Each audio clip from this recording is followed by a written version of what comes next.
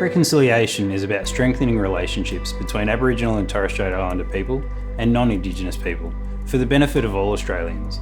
It's recognising and celebrating the oldest living culture in the world, some 60,000 plus years. Reconciliation requires us to acknowledge our past and the impacts that colonisation have had and continue to have on Aboriginal and Torres Strait Islander communities across the country, including dispossession of land and culture, genocide, violence and racism.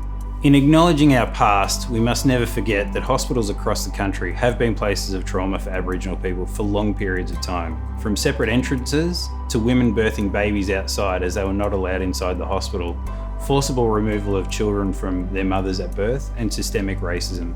These are just some of the experiences of Aboriginal people in hospitals across Australia. This is our history, this is the experience of our families and our people. So the RAP is a formalised commitment that Bendigo Health is taking as an organisation to guide reconciliation activities over the next 2 years. Bendigo Health is accountable for each action in the plan, which is reported to Reconciliation Australia. This RAP is a significant step in Bendigo Health's journey towards reconciliation. It ensures that patients and their families will receive culturally safe and appropriate care.